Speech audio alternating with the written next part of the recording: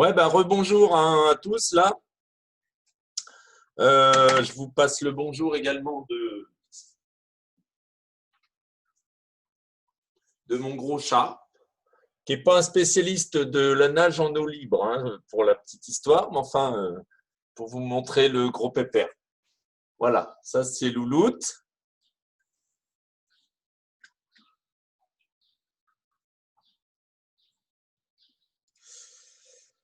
Voilà, donc ça fait quelque temps que je pensais à ça là.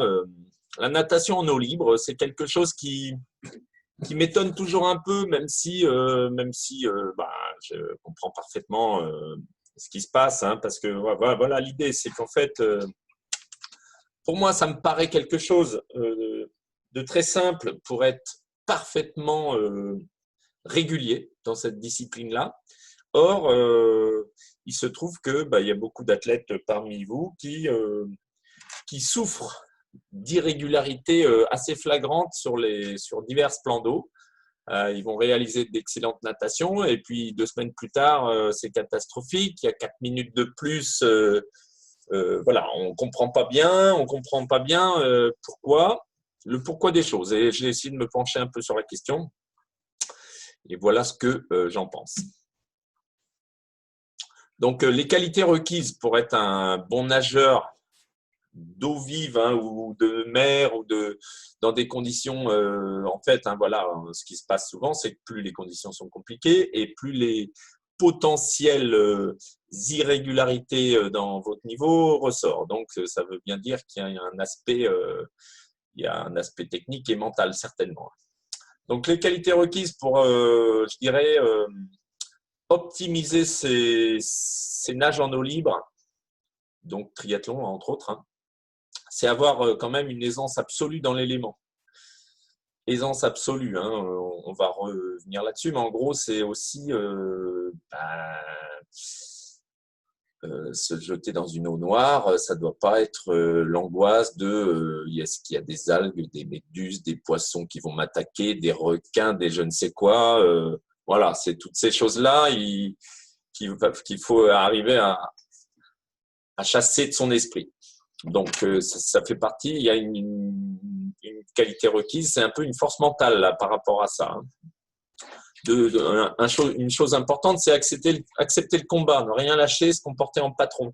Parce que là aussi, on voit bien hein, des athlètes, moi, quand je suis spectateur d'une course et que je regarde le comportement des gens, je comprends tout de suite pourquoi ça se passe pas bien. Ça se passe pas bien parce que ils n'ont pas une confiance absolue dans leur technique, dans leur nage, et du coup, je vais partir un peu derrière parce que bon, et puis en fait, ils partent un peu derrière, ils se retrouvent sur des faux rythmes, mais quand même, s'il y a quelqu'un qui se colle, je vais le laisser passer parce que c'est un peu gênant, et puis un autre, et puis un autre, et puis on finit par perdre des places. Et au lieu de nager, je sais pas, 1 minute 30 au 100 mètres, on va être à 1 minute 45 comme ça. Et forcément, à la fin, ça représente des minutes. 15 secondes sur 100 mètres, c'est tous les 400, c'est 1 minute. Donc sur 1500, c'est 4 minutes. Voilà. Alors on ne parle pas d'un 3000 ou d'un Ironman, hein, parce que là, ça se compte en quart d'heure à la fin. Voilà. Savoir nager droit, hein, ça c'est important. C'est les qualités requises aussi. Ça se travaille, hein, mais il faut solliciter le problème. Hein, c'est pas en allant nager une fois en mer parce que c'est la compète qu'on résout les problèmes. Il faut aussi s'intéresser aux problèmes bien avant, en amont, et surtout se dire est-ce que ça vaut le coup de continuer à faire des séances de natation comme un malade pour gagner une pauvre petite seconde aux 100 mètres, peut-être, si c'est pour le jour de la course, faire n'importe quoi dans l'élément, quoi. Bonne connaissance des courants, évidemment, c'est un minimum de s'informer. Il ne faut pas forcément faire confiance à tout ce qu'on entend sur les parkings. Il faut savoir prendre les informations, les bonnes et au bon endroit. Donc ça, il y a moyen hein, quand même. Si on s'intéresse un peu à la chose, on trouve. La prise d'amer à terre, ça c'est important. Savoir anticiper ses trajectoires par rapport à des possibles repères comme des phares, des églises, des n'importe quoi, quelque chose qui soit repérable facilement quand on nage. Voilà. Alors, qualité importante, c'est nager prioritairement sur les bras. C'est la puissance des bras hein, qui fait qu'on nage vite en eau vive et notamment en nage de demi-fond, hein, de fond et de demi-fond. Donc voilà, hein, je disais donc par rapport à la nage, c'est principalement sur les bras qu'il faut être capable de nager et nager vite parce que les bras, bah, c'est des faibles volumes musculaires. Et les faibles volumes musculaires, forcément, ça consomme de faibles quantités d'oxygène. Hein, et ça évite si on nage principalement sur les bras, ça évite de monter trop en rythme cardiaque et de se retrouver au bout de 200 mètres, comme beaucoup, hein, en asphyxie totale. Et puis alors là, bah, forcément, la technique se dégrade, on n'avance plus. Donc voilà.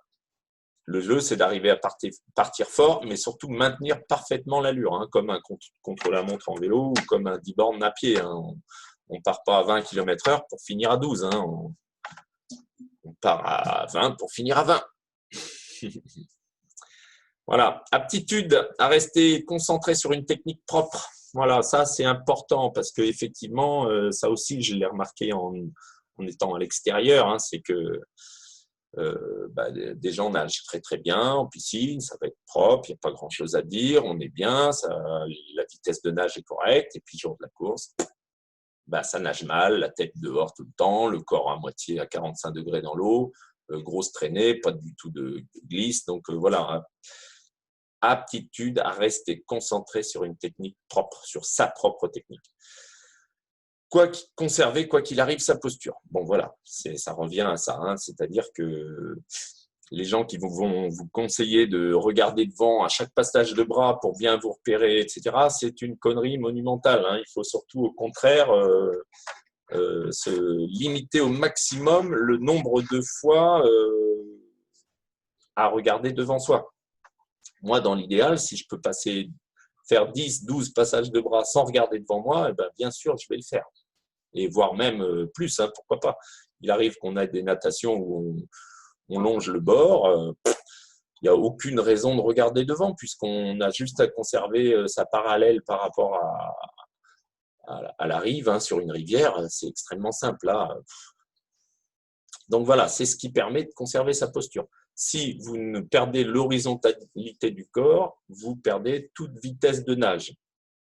C'est ce que j'écris en dessous, hein, nage en vite, lent, vite. Hein. Ce que je veux dire par là, c'est que à chaque fois qu'on relève la tête, et surtout quand on n'est pas très technique là-dessus, on va casser sa vitesse de nage. Donc, il faut reprendre sa vitesse de nage. Je regarde à nouveau devant, je casse ma vitesse de nage, etc. C'est pas bon.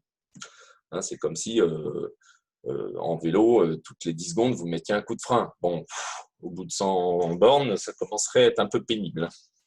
C'est ce qui se passe dans la nage de beaucoup d'entre vous. Alors, donc les problèmes rencontrés.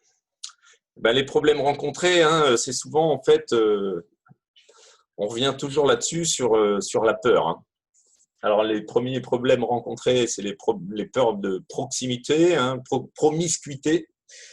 Hein, on le voit bien sûr en plan d'eau, mais même en piscine. Moi, j'essaye souvent d'inciter les jeunes athlètes à partir dans une même ligne d'eau quand on fait des 50 vite ou voire des 25. Et on part à 5 dans la ligne. Ah non, non, c'est trop, c'est galère, c'est galère. C'est galère, mais le jour de la course, qu'est-ce que c'est? C'est galère.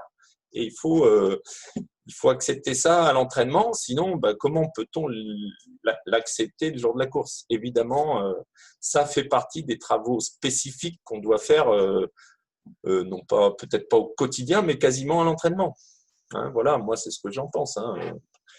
On se rend bien compte que quand on fait des 50 rapides à 5 dans une ligne d'eau de front, on arrive au bout de 50, on est souvent plus essoufflé que si on le fait tout seul. Ça prouve bien qu'il y a une difficulté supplémentaire. Et si on arrive à être relâché et à conserver sa technique de nage, bien se positionner, etc., on arrive à nager limite plus vite comme ça, et surtout sans un effort supplémentaire. Donc, très important. Ça, c'est un peu les solutions par rapport aux problèmes. Là, un problème qu'on voit aussi beaucoup chez les femmes, hein, mais la peur des algues, des poissons, des méduses, dès qu'on touche un truc bizarre, ça y est, c'est la panique. Bon, bah, là, il y a des choses à faire, hein. Il y a des choses à faire, notamment aller se confronter au problème, hein. Tant qu'on a peur des araignées, faut aller tripoter des araignées. Si on a peur des serpents, il faut aller voir les serpents, hein, etc. Donc, les algues, les poissons, les méduses, il n'y a rien de dangereux chez nous. On ne se fera jamais attaquer par un brochet ou par un silure ou par un requin en bordure de côte à La Rochelle ou sur la côte atlantique. Donc, il faut oublier ça définitivement, hein. Alors, évidemment, faire un triathlon en Afrique du Sud ou en Tasmanie, là, ça commence à être un peu plus tendu, évidemment, hein. On peut difficilement oublier qu'il y a quand même des grosses bébêtes. Mais la meilleure preuve, c'est que ça n'est encore jamais arrivé. L'orientation, ça, c'est un gros souci parce que voilà, on voit des gens qui, des fois, partent à 90 degrés de l'axe de la course. Et s'il n'y a pas un kayak pour les arrêter, ils vont faire presque demi-tour et même pas s'en rendre compte. Donc ça, c'est quand même quelque chose. Il faut se poser la question constamment. Est-ce que je suis bien dans la ligne droite, dans la bonne direction? Alors, il y a des façons de se repérer, hein, notamment quand on nage en mer avec un peu de clapot, du vent, de la houle. On doit sentir, ça c'est une histoire aussi de sensation, on doit sentir si on a le clapot normalement. On doit le prendre, par exemple, de la droite. Et ben, si on ne le prend plus de la droite, mais qu'on le prend de face, c'est qu'on a peut-être pris 90 degrés à droite. Si, au contraire, on doit le prendre à droite et puis qu'on l'a dans le dos, il y a un problème. On est peut-être à 90 degrés à gauche, etc. La houle, c'est la même chose, hein. Donc, il faut associer ces sensations à l'échauffement, à une orientation de clapot et qui peut vous aider ensuite, sans être obligé de regarder devant, à savoir tout de suite où il y a un truc qui ne va pas là, je ne suis pas dans l'axe là. Et ça se travaille notamment à l'entraînement, hein, aller nager en mer en se forçant à ne pas regarder devant pendant 15, 20 passages de bras et puis faire le point régulièrement, hein. Voilà, donc j'en ai parlé tout à l'heure, l'asphyxie au bout de 200 mètres de nage. Ça, c'est typiquement les gens qui soit stressent à bloc par rapport au départ et à la promiscuité avec d'autres athlètes, mais aussi parce qu'ils partent trop fort sur une nage complète, c'est-à-dire beaucoup sur les jambes. Ça, c'est pas bon, ça. Ça, c'est pas bon. Moi, j'ai connu ça, hein, dans mes débuts de carrière. Je partais vite et puis je m'écroulais. Pourquoi? Parce que voilà, nager beaucoup sur les jambes et puis forcément, il y a un moment où on coince, quoi. Et c'est souvent ça, hein, 150, 200 mètres de nage et on voit que ça ralentit tout de suite, hein. Donc, par contre, si on arrive à nager vite sur les bras, au bout de 200 mètres, on se rend compte très vite que les nageurs avec lesquels on est commencent à ralentir et on part seul devant, quoi. Voilà, repérage par rapport au pied d'un adversaire. Alors ça, c'est intéressant parce qu'on n'a pas une nécessité absolue de regarder devant pour voir un adversaire. On doit le ressentir. Ça aussi, c'est des sensations. Quand je nage dans les pieds de quelqu'un, on doit sentir les bulles de ce nageur. Si on ne sent plus les bulles, tiens, je suis sorti. Donc, hop, se recaler tout de suite, éventuellement. Mais ça peut se faire aux sensations, à la vue aussi, hein, parce que sous l'eau, si l'eau est claire, on voit les bulles, on n'a même pas besoin de regarder devant, si on est confiant sur la nage de celui qui est devant, parce qu'il y a des gens qui nagent un peu en zigzag, et autant éviter de les suivre, cela, hein. La peur de partir devant, voilà, peur de partir devant, ça, j'en ai un peu parlé tout à l'heure, hein, c'est typiquement le manque de confiance, et puis en fait, on se met soi-même dans la merde parce que c'est souvent plus confortable de partir devant, éventuellement perdre quelques places parce qu'on n'est peut-être pas au niveau, mais en tout cas, on ne va pas trop gêner à partir devant. Par contre, on va être très gêné à partir derrière, ça c'est sûr. La peur de serrer les bouées. Alors ça, c'est aussi quelque chose… bon, sur des courses, je veux bien, hein, sur de la D1, de la D2, c'est compliqué, hein, ça bastonne tellement qu'on peut commencer à être tenté de faire les extérieurs. même si c'est pas très bon, mais en tout cas. Mais par contre, sur des courses de longue distance, et notamment sur des rolling start, alors là, il n'y a aucune excuse, quoi. On doit passer au ras des bouées, prendre le chemin le plus court. Dites-vous bien que si sur un virage à 90 degrés, vous passez à 4 mètres à gauche de la bouée, et ben vous avez perdu tout de suite 4, 5, 6 secondes. Hein. Ça va très très vite. Et puis surtout au niveau placement. Hein. Moi j'ai fait, pour information, hein, j'avais fait le championnat d'Europe l'année dernière à Helsingborg au Danemark. Alors c'était un super parcours de natation, j'ai adoré parce qu'en fait il y avait des passages de bouée sans arrêt. Moi, j'adore jouer à ça. Hein. C'est bien un domaine où j'aime jouer, c'est la natation. Après, c'est moins facile. Mais en tout cas, là, je m'étais amusé. J'étais parti quatrième ligne c'était des lignes de 6, je crois, en rolling start. Et Fanny. Et donc voilà, c'était donc une course intéressante où et ben en fait, à chaque passage de bouée, je passais au-dessus, juste un peu avant, je passais au-dessus des nageurs, sans les gêner, hein, en faisant un passage ventral, dorsal, ventral, par-dessus leurs jambes. Donc, en restant bien à plat, ça, ils ne me sentaient même pas. Par contre, juste pour me placer à l'intérieur des passages de bouée, systématiquement. Et à chaque passage de bouée, j'en doublais 1, 2, 3, comme ça. Et il se trouve que sans aller réellement plus vite en vitesse de nage, je suis peut-être parti 25e, je suis sorti dans les 4 premiers de cette flottille. Quoi. Donc ça, c'est intéressant parce que on gagne énormément. Hein. On gagne énormément. Notamment en place. Peut-être pas énormément en temps, mais en place, on n'a aucun moment où on est ralenti. Quoi. C'est les autres qui sont ralentis quand ils sont obligés de passer à l'extérieur. Hein. Si vous faites l'intérieur, l'autre est forcément à l'extérieur. Voilà. Et puis les problèmes rencontrés, c'est les nageurs type nageurs de jambes hein, qui sont faibles en bras. C'est souvent les femmes hein, qui sont assez faibles en bras et qui sont très propulsives en jambes, mais qui du coup, quand on leur met une combarre, n'ont pas trop l'intérêt à nager en jambes parce que ça va pas être très propulsif. Et puis, du coup, qui vont monter en rythme cardiaque relativement vite. Bref, la nage de demi-fond, c'est de la nage de bras. Si vous regardez une finale d'un 1500 mètres olympique, c'est un battement de temps juste équilibrateur et les nageurs sont des 100% nage sur les bras. Voilà, ça ne veut pas dire qu'ils ne savent pas faire des jambes, hein, mais c'est quand même des nageurs de bras. Voilà, alors j'essaye d'aller vite, hein, mais ceci dit, les solutions possibles, j'en ai un peu apporté déjà quelques-unes, je pense, hein, tout à l'heure. Mais tout ça pour dire que pratiquer l'apnée en mer, en rivière, découvrir les fonds, dédramatiser sur ce qu'on va trouver au fond, c'est important. Moi, je connais des gens qui ont la hantise de toucher un silure, un truc comme ça en rivière. Il suffit d'aller plonger dans une rivière sous un tronc d'arbre en bordure de côte, de la rive, et vous allez voir des silures, des trucs de 1,50 m, 2 mètres de long, effectivement, et dans 2 mètres d'eau, et ces poissons-là n'iront jamais vous attaquer. Si vous approchez d'eux, ils vont reculer, et en fait, c'est des poissons qui ont peur de l'homme, hein, forcément, en tout cas peur, disons, qui vont rester totalement inactifs. Ça, c'est un exemple, mais c'est pareil en mer, bien sûr. Et puis en mer, avant de trouver de la vie sur les parcours de natation, on est assez tranquille. Hein.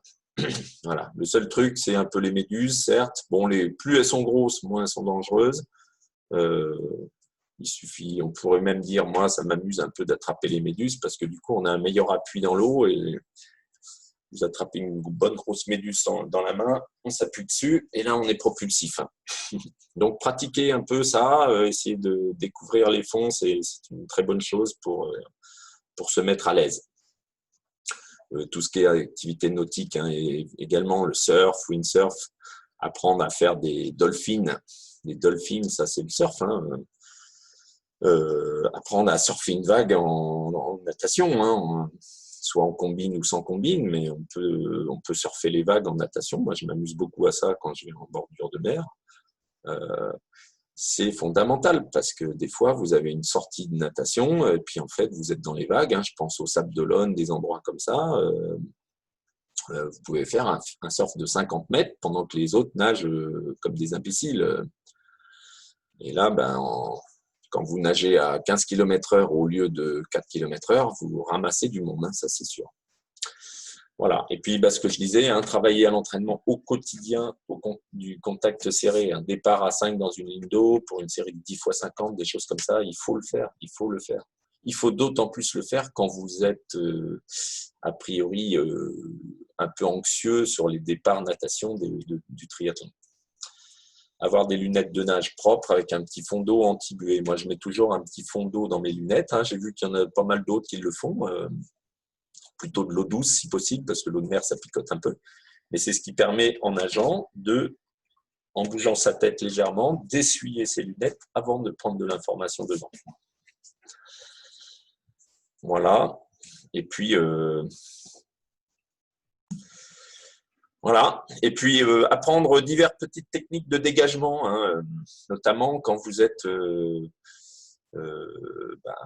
à nager côte-côte avec quelqu'un qui nage pas droit. Par exemple, vous êtes à gauche d'un nageur qui part à gauche et vous voulez aller à droite. Bon, alors, il y a une solution, le doubler et partir à droite, mais c'est pas toujours facile. Ou alors, rétrograder très légèrement, passer au-dessus de lui et ensuite repartir sur votre trajectoire de droite. Passer au-dessus de lui, ça ne veut pas dire le couler. Hein. Moi, je ne préconise jamais de faire des coups foireux aux gens. Au contraire, il faut arriver à passer au-dessus de quelqu'un sans même qu'il vous sente, hein, limite. Parce que le but, c'est pas non plus qu'il vous colle et puis qu'il retourne à droite avec vous, vous emmerdez. Non, c'est à la limite qu'il veut y aller à gauche, et il faut le laisser y aller à gauche tout seul. Donc moi, faut apprendre bien à se ralentir un petit peu, rouler en passant sur le dos, puis à nouveau sur le ventre pour se retrouver de l'autre côté. Et ensuite, vous pouvez partir comme bon vous semble. Donc ça, il faut apprendre à le faire tout en conservant une horizontalité totale du corps. On n'a pas à ralentir à faire ce genre de geste. Mais ça se travaille, ça se travaille. Donc faites-le. Et toutes ces petites choses font que, à la fin du compte, vous serez plus régulier sur votre nage en eau vive et en triathlon. J'en suis intimement convaincu. Voilà ce qu'on peut dire. Hein, ça me paraît pas mal, assez complet. Hein, on ne va pas non plus en rajouter trop. Et puis, je suis ouvert à toutes vos questions sur le sujet. C'est quand même un peu ma spécialité, il faut le dire. Allez, très vite. Et puis bossez bien.